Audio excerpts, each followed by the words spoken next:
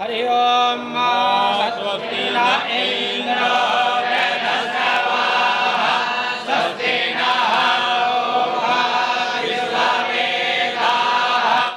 સનાતન ધર્મમાં વૈદિક મંત્રોનું ખૂબ જ મહત્વ છે અને સંસ્કૃત ભાષામાં આ મંત્રોચ્ચાર સકારાત્મક ઉર્જા પણ આપે છે.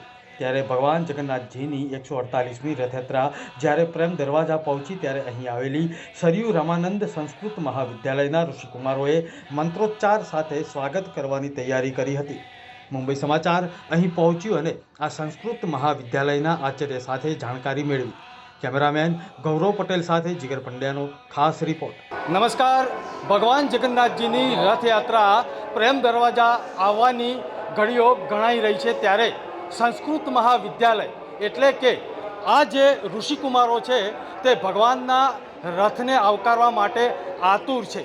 આવો જોઈએ મુંબઈ સમાચારનો ખાસ રિપોર્ટ.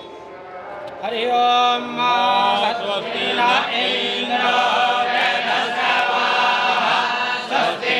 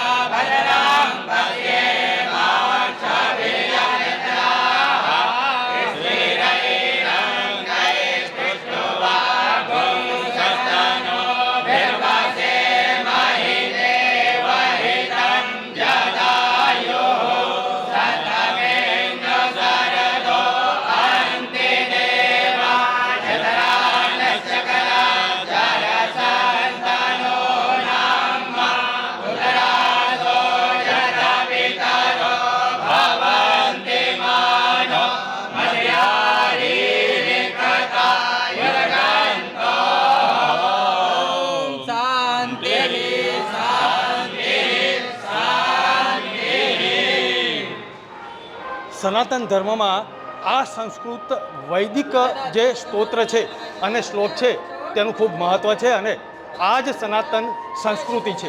સંસ્કૃતિને જાળવવામાં આ ગુરુજી સહિત ઋષિકુમારોનો બહુમૂલ્ય ફાળો પણ છે. આવો ગુરુજી સાથે વાત કરીએ. ગુરુજી, આ જે સંસ્કૃત સરયુ રામાનંદ સંસ્કૃત મહાવિદ્યાલય કેવું કાર્ય છે અને તેનો ઇતિહાસ શું છે? હાજી, સરયુ રામાનંદ સંસ્કૃત મહાવિદ્યાલય 1954માં સ્થાપના કરેલી. સરયુદાસજી મંદિરને મહાત્મા એવો છે કે અહીંયા રામજી પોતે રામજીની કથા કરી ગયા છે. એટલે સરયુદાસજી બની અને રામજી પોતે કથા કરી ગયા છે. એટલે સાક્ષાત અહીંયા રામજી ઠાકોરજી વિરાજમાન છે. અને આટલા વર્ષોથી સતત અહીંયા સાધુની સેવા, બ્રાહ્મણોની સેવા, ગાયોની સેવા અને અત્યારે વર્તમાનમાં શ્રી અમારા મહામંડલેશ્વર જે અત્યારે વૈષ્ણવના વિરક્ત સંપ્રદાયના અધ્યક્ષ હતા એ અત્યારે જે હાજર છે એ બધું સંચાલન કરે છે સ્વામી શ્રી રામદાસજી મહારાજ. અને જે સંસ્કૃત મહાવિદ્યાલય છે દૂર દૂરથી હું જોઈ રહ્યો છું કે ઋષિકુમારો અહીંયા ભણવા માટે અને સંસ્કૃતનું પઠન કરવા માટે આવેલા છે. ક્યાં ક્યાંથી આવે છે? હાજી, અહીંયા અમારે તો આખા ભારતમાંથી છે, પણ વધારે અત્યારે યુપીમાંથી, બિહારમાંથી, રાજસ્થાનમાંથી અને પંજાબ સાઈડમાંથી અને હરિયાણા અને ગુજરાતના તો ખરા જ, પણ અલગ અલગ વિષયોના જાણકારો અને અલગ અલગ વિષયોમાં કોઈ વ્યાકરણમાં છે, કોઈ જ્યોતિષમાં છે, કોઈ ન્યાયમાં છે, કોઈ મીમાંસામાં છે, એમ કરીને આપણે 18 પુરાણો અને શાસ્ત્રો એનું આપણે રક્ષણ અને સંવર્ધન અને અત્યારે તો ગવર્મેન્ટ સરકાર, ગુજરાત સરકાર અમને ખૂબ સારી મદદ કરે છે અને વિદ્યાર્થીઓ માટે વસ્ત્ર અને ભોજન આદિની પણ વ્યવસ્થા કરી છે. પણ એ પરંપરાથી પહેલાં સંસ્થાઓ એ બધું સંચાલન જાતે માંગીને સમાજમાંથી અને એનું સંવહન કરતા હતા. અને અત્યારે સરકારશ્રીની ખૂબ ખૂબ એ અમારી ઉપર કૃપા છે કે કહો કે સંસ્કૃતને અને સંસ્કૃતિને જાળવવાની જાગૃતિ આવી છે કે અમારા શાસ્ત્રોને રક્ષણ માટે સરકાર ખૂબ સહાય કરી રહી છે. અને એમાં અમે પણ વિચાર કરીએ છીએ કે આપણા સર્વે ભવંતુ સુખિના સર્વે સંતુ નિરામયા એવી ભાવનાથી અમારા વિદ્યાર્થીઓ દેશમાં અને જેમ આપણે મોદી સાહેબની ઈચ્છાઓ છે અને આપણે સંસ્કૃત યુનિવર્સિટીની પણ એમને સ્થાપના કરી અને એના માટે ગુજરાતમાં સંસ્કૃતનું સંવર્ધન થાય અને એક વખત તેમણે 1 લાખ લોકો સંસ્કૃતમાં બોલી શકે એવી રીતનું પણ એનું આયોજન કર્યું હતું. તો એ સંસ્કૃત અને સંસ્કૃતિને જાળવા, વેદો, શાસ્ત્રો, પુરાણો એ બધાને જાળવવા માટે આપણે સંસ્કૃત પાઠશાળાઓની રચના કરી અને એમાં ગુજરાતની અંદર હાલમાં ગ્રાન્ટેડ 31 અને 3 આપણે સરકારી પાઠશાળાઓ ચાલે છે અને દરેક ગુજરાતમાં દરેક ખૂણે સંસ્કૃત અને સંસ્કૃતિનું સંવર્ધન અને સંરક્ષણ એની સાથે સાથે સરકાર પ્રમાણે સાથે અમારે તૈયાર છે અને એ બધાને સહયોગ કરે છે જેથી અમે આગળ વધી શકીએ અને 1954થી આ પાઠશાળા ચાલે છે. ભગવાન જગન્નાથજીની રથયાત્રા અને આજનો દિવસનો સમન્વય ઋષિકુમારો સાથે કેવા પ્રકારનું આયોજન છે? આ અમારા વિદ્યાર્થીઓ તો દર વર્ષે એનું આયોજન કરતા હોય તે એટલા વર્ષોથી અહીંયા આપણે જગન્નાથજી ભગવાનની પૂજા થાય છે.